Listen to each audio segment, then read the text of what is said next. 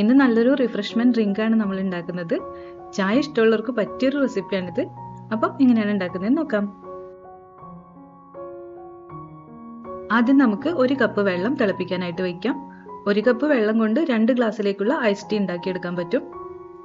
വെള്ളം ഒന്ന് ചൂടായി വരുമ്പോൾ ഇതിലേക്ക് 3 ടേബിൾ സ്പൂൺ പഞ്ചസാര ചേർത്ത് കൊടുക്കാം. മധുരം ഇഷ്ടത്തിനനുസരിച്ചിട്ട് കൂടുതൽ എടുക്കാം. നമ്മൾ സാധാരണ ഉണ്ടാക്കുന്ന കട്ടൻ ചായയേക്കാളും കുറച്ച് മധുരവും കടുപ്പവും കൂട്ടിയിട്ട് വേണം ഈ ചായ ഉണ്ടാക്കാൻ. പിന്നീട് നമുക്ക് ഐസൊക്കെ ആയിട്ട് അലിഞ്ഞു വരുമ്പോൾ ഇതിന്റെ കടുപ്പവും മധുരമൊക്കെ ഒന്ന് കുറയും. ഇങ്ങനെ വെള്ളം നന്നായിട്ട് തിളയ്ക്കുമ്പോൾ 1 ടീസ്പൂൺ സ്ട്രോങ് ആയിട്ടുള്ള ചായപ്പൊടി ചേർക്കാം.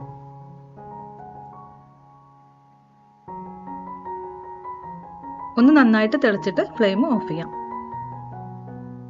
ഈ ചായയുടെ ചൂടൊന്ന് തണിഞ്ഞിട്ട് വേണം നമുക്ക് ഐസ് ടീ ഉണ്ടാക്കാനായിട്ട്.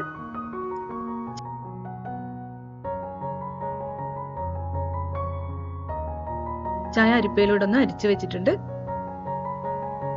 ഇത് മാറ്റി വയ്ക്കാം. സെർവ് ചെയ്യാനുള്ള ഗ്ലാസ്സിലേക്ക് ആദ്യം നമുക്ക് കുറച്ച് പുതിന ഇല ചേർക്കാം.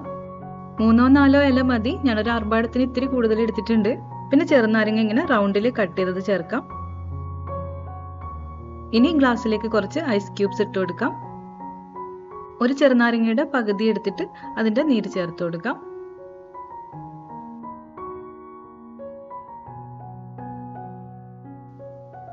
എന്നിട്ട് നമുക്ക് ഈ മധുരമുള്ള കട്ടൻ ചായ ഇതിലേക്ക് ഒഴിക്കാം കേട്ടോ.